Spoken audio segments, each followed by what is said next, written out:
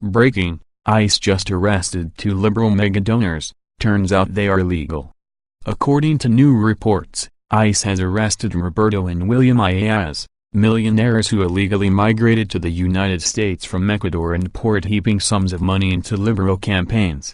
The agency said that the brothers were unlawfully present in the country after the two were taken into custody on Wednesday, where they are now facing deportation. Both brothers are accused of having embezzled money from clients in Ecuador, and reportedly cost the government millions.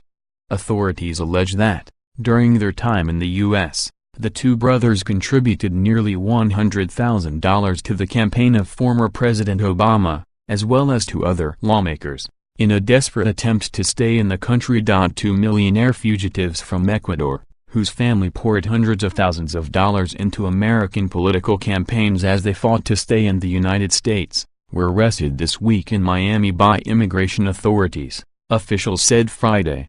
Roberto and William Ayaz, 74 and 75, were taken on Wednesday to a detention facility where undocumented immigrants are held pending deportation, according to the Federal Immigration and Customs Enforcement Agency. It was not immediately clear what prompted the authorities to make the arrests, but ICE's statement said the brothers were unlawfully present in the United States. The Ayaz brothers, bankers vilified in Ecuador for increasing their wealth in the late 1990s just as their bank collapsed, wiping out tens of thousands of customers' savings, were convicted of embezzlement by a court there in 2012. They were sentenced to prison terms in absentia, having arrived in South Florida almost a decade earlier.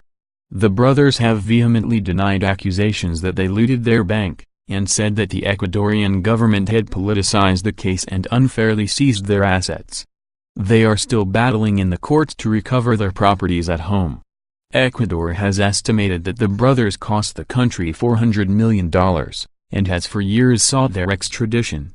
At one point, even the American ambassador in Ecuador lobbied for their prompt return, accusing the men of financing a $2 million bribe to get Ecuador's attorney general to drop the case. As their criminal case heated up in Ecuador, the cash started flowing in the United States. The Ayaz brothers' relatives donated tens of thousands of dollars to members of the United States Congress, and $90,000 to help re-elect President Barack Obama.